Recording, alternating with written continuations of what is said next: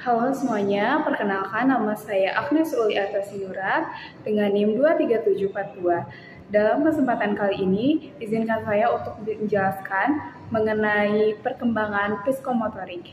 Jadi, perkembangan fisik dan psikomotorik adalah proses peningkatan kemampuan dalam struktur dan fungsi tubuh, termasuk pertumbuhan biologis dan perubahan cara individu menggunakan tubuhnya. Psikomotorik adalah istilah yang digunakan untuk menggambarkan hubungan antara aspek psikologis, yaitu mental dan kognitif, dan motorik, yaitu gerakan tubuh dalam kinerja individu.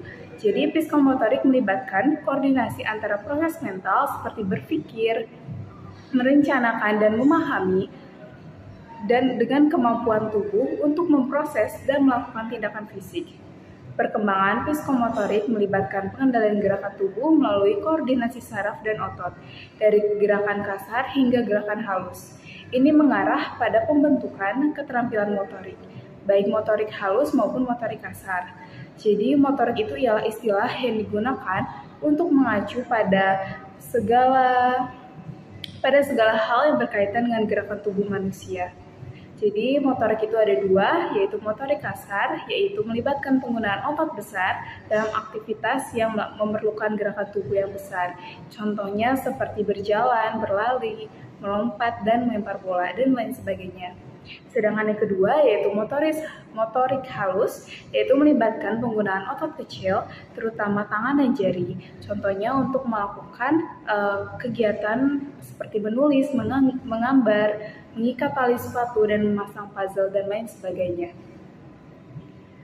Lalu, perkembangan fisik dan psikomotorik memainkan peran yang penting dalam perkembangan individu secara keseluruhan, termasuk perkembangan kognitif, sosial, dan emosional. Faktor-faktor seperti genetik, gizi, lingkungan, dan pola asuh dapat memengaruhi perkembangan ini. Pemahaman yang baik tentang perkembangan fisik dan psikomotorik penting dalam perencanaan pendidikan untuk menghasilkan pendidikan yang lebih efektif dan efisien. Pada masa remaja ini, perkembangan fisik dan psikomotorik menjadi kunci dalam membantu peserta didik menghadapi tugas-tugas perkembangan yang penting, seperti membangun hubungan sosial yang matang, mengenali peran sosial, menerima perubahan fisik, dan mempersiapkan diri untuk masa depan. Selanjutnya, kita akan membahas tentang perkembangan fisik dan psikomotorik pada anak perempuan dan laki-laki, terutama terkait perbedaannya antara anak perempuan dan anak laki-laki. Jadi, anak perempuan itu akan mengalami pertumbuhan fisik yang meliputi pertumbuhan tinggi badan, perkembangan payudara, pertumbuhan bulu kemaluan, dan masa menstruasi. Sementara itu, anak laki-laki akan mengalami pertumbuhan tulang, perubahan pada testis, perubahan bulu kemaluan dan ketiak, perubahan suara, dan pertumbuhan rambut pada wajah dan dada. Perbedaan-perbedaan ini merupakan bagian dari perkembangan fisik yang alami yang terjadi pada masa remaja ketika tubuh mengalami perubahan signifikan untuk mencapai kematangan seksual. Selain perbedaan antara anak perempuan dan laki-laki, setiap fase perkembangan dari bayi hingga dewasa memiliki karakteristik perkembangan yang unik, termasuk perkembangan fisik, kognitif, emosional, dan sosial. Lalu kita akan membahas mengenai karakteristik perkembangan fisik peserta didik berdasarkan rentang usia. Yaitu yang pertama, masa kanak-kanak dimulai dari 0 sampai 5 tahun. Jadi pada masa ini, anak-anak mengalami perkembangan fisik yang pesat, termasuk peningkatan kemampuan motorik seperti berjalan, berlari, melompat, dan koordinasi gerakan yang baik. Pertumbuhan panjang kaki dan tangan profesional juga terjadi. Yang kedua, ada usia 5-11 tahun. Jadi pada periode ini, reaksi anak-anak cenderung lebih lambat daripada masa anak-anak. Koordinasi mata berkembang, tetapi otot-otot kecil masih belum sepenuhnya berkembang. Kesehatan umum bisa kurang stabil, membuat mereka rentan terhadap penyakit. Lalu ada usia 8-9 tahun, yaitu terjadi perbaikan dalam koordinasi tubuh dan peningkatan ketahanan fisik. Anak laki-laki cenderung aktif dalam aktivitas fisik seperti berkelahi ataupun bergulat. Koordinasi mata dan tangan juga meningkat, tetapi sistem peredaran darah belum sepenuhnya kuat. Lalu ada usia 10-11 tahun. Pada masa ini, anak-anak laki-laki mengalami peningkatan kekuatan fisik dan pertumbuhan tekanan darah yang tajam. Anak perempuan mulai mengalami kematangan seksual, sementara hanya sebagian kecil saja anak laki-laki yang mencapainya. Lalu ada masa remaja, jadi pada masa remaja ini terjadi pertumbuhan berat dan tinggi badan yang cepat. perkembangan tanda-tanda seksual primer dan sekunder, serta munculnya hasrat seksual tinggi sebagai bagian dari masa pubertas. Lalu yang terakhir ada masa dewasa. Kemampuan fisik pada masa dewasa bervariasi dan dipengaruhi oleh pertumbuhan fisik sebelumnya. Laki-laki cenderung memiliki kemampuan fisik yang lebih baik dan gerakan yang lebih terampil. Pertumbuhan fisik mencapai puncaknya dan ini menentukan kemampuan fisik individu. Selanjutnya kita akan membahas mengenai karakteristik perkembangan psikomotorik peserta didik berdasarkan rentang usianya.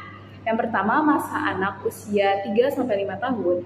Pada usia ini, anak-anak mengalami perkembangan psikomotorik yang mencakup kemampuan bergerak, melompat, menaiki tangga, dan berjingkrak. Mereka semakin efektif dalam mengontrol gerakan tubuh mereka.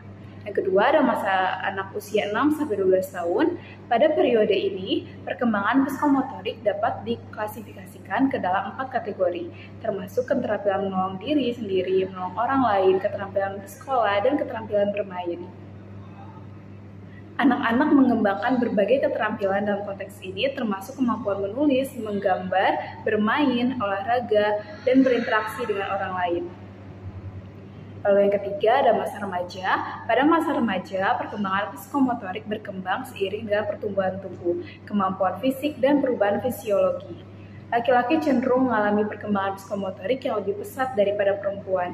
Kemampuan psikomotorik laki-laki biasanya lebih tinggi, sementara perkembangan psikomotorik perempuan cenderung berhenti setelah mengalami menstruasi. Yang keempat ada masa dewasa, yaitu puncak perkembangan psikomotorik terjadi pada masa dewasa. Latihan dan latihan yang teratur dapat meningkatkan dan mempertahankan keterampilan psikomotorik maksimal. Pada masa dewasa, semua sistem gerak dan koordinasi berfungsi dengan baik, dan individu dapat mencapai keterampilan tertentu dengan tingkat kemahiran yang tinggi. Lalu juga ada faktor-faktor yang mempengaruhi perkembangan fisik dan psikomotorik peserta didik, yaitu pertama ada faktor-faktor yang mempengaruhi perkembangan fisik. Yaitu pertama, ada keluarga. Keluarga mempengaruhi melalui faktor keturunan dan lingkungan. Yang kedua, ada gizi yang mencukupi, juga mempengaruhi pertumbuhan tubuh.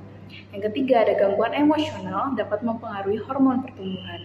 Yang keempat, ada jenis kelamin, yang juga mempengaruhi tinggi dan berat badan. Yang kelima, ada status sosial ekonomi keluarga, dapat mempengaruhi pertumbuhan. Lalu yang keenam, kesehatan umum, mempengaruhi pertumbuhan dan kesehatan fisik. Yang ketujuh, ada pengaruh bentuk tubuh dapat mempengaruhi ukuran tubuh. Yang kedelapan, ada pertumbuhan dan perkembangan sistem syaraf mempengaruhi kemampuan intelektual. Yang kesembilan, pertumbuhan otot-otot mempengaruhi kekuatan fisik. Dan yang terakhir, perubahan struktur jasmani mempengaruhi konsep diri. Lalu ada faktor-faktor yang mempengaruhi perkembangan psikomotorik. Yang pertama dari pola asuh. Pola asuh orang tua dapat mempengaruhi perkembangan psikomotorik. Contohnya pola asuh yang otoriter yang terlalu memaksa dapat menghambat perkembangan psikomotorik anak. Ini karena anak-anak sangat sensitif dan tidak dapat dioptimalkan dengan cepat. Memaksakan kemampuan dalam waktu singkat dapat menyebabkan gangguan mental, membuat anak merasa canggung, ragu, dan tertekan. Yang kedua, ada genetik dari orang tua yang berperan dalam peningkatan kemampuan psikomotorik. Apabila orang tua mempunyai pembawaan sifat gen yang unggul, maka perkembangan psikomotorik peserta didik akan lancar. Begitupun sebaliknya. Lalu yang ketiga, ada pengaruh lingkungan termasuk keluarga, sekolah, dan lingkungan bermain. Yang keempat, ada interior ruang belajar dan lingkungan fisik dapat mempengaruhi kebiasaan mental dan sikap perilaku. Selanjutnya kita beralih dengan implikasi perkembangan fisik dan psikomotorik terhadap pendidikan. Yang pertama itu, pemahaman terhadap perkembangan fisik dan psikomotorik penting dalam perencanaan pendidikan. Ini membantu pendidik menyusun materi pembelajaran yang sesuai dengan tahap perkembangan peserta didik. Yang kedua, ada pendekatan pendidikan yang berdasarkan pemahaman tentang perkembangan ini dapat meningkatkan efektivitas dan efisiensi pendidikan. Implikasi kedua perkembangan tersebut terhadap pendidikan dapat membimbing remaja dalam tugas perkembangan masa remaja, yaitu dapat mencapai hubungan yang lebih matang dengan teman sebayanya.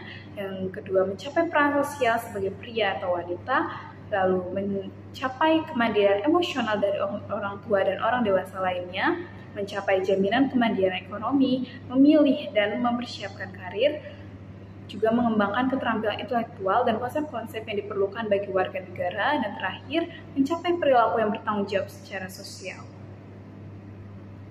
Dari sekian penjelasan yang saya utarakan, yang saya jelaskan tadi, dapat ditarik kesimpulannya, yaitu perkembangan fisik dan psikomotorik merupakan aspek penting dalam perkembangan individu, melibatkan perubahan dalam tubuh, perubahan kemampuan motorik, dan perubahan dalam cara individu menggunakan tubuh mereka.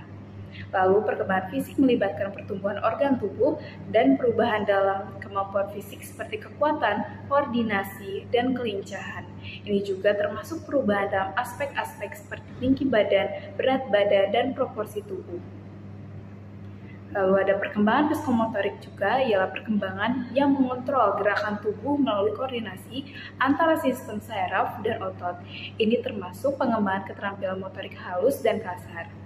Lalu ada karakteristik perkembangan fisik dan psikomotorik berbeda pada setiap fase usia, mulai dari anak-anak hingga dewasa. Perkembangan ini memiliki implikasi pada kemampuan fisik, kesehatan, dan interaksi sosial peserta didik. Lalu faktor-faktor seperti genetik, gizi, lingkungan, pola asuh, dan kondisi sosial ekonomi dapat mempengaruhi perkembangan fisik dan psikomotorik anak-anak. Lalu pemahaman yang baik tentang perkembangan fisik dan psikomotorik penting dalam perencanaan pendidikan karena dapat membantu pendidik menyusun materi pembelajaran yang sesuai dengan perkembangan peserta didik sehingga pendidikan menjadi lebih efektif dan efisien.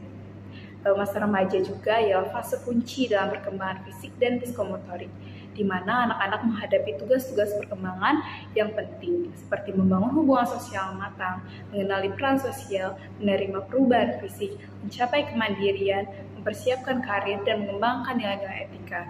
Lalu yang terakhir, pengawasan dan dukungan dari orang tua dan pendidik sangat penting dalam membimbing anak-anak menghadapi perubahan fisik dan psikomotorik serta tugas-tugas perkembangan yang akan mereka hadapi ke depannya. Sekian penjelasan dari saya mengenai teori psikomotorik. Semoga dengan penjelasan dari saya dapat membantu para orang tua dan para pendidik untuk bisa mengarahkan anak-anak untuk bisa tumbuh berkembang dengan baik, untuk mereka bisa mampu menghadapi kesulitan yang akan datang di kemudian hari. Terima kasih, sekian dari saya. Semoga dapat membantu dan semoga kita bisa bertemu lagi di lain waktu. Terima kasih.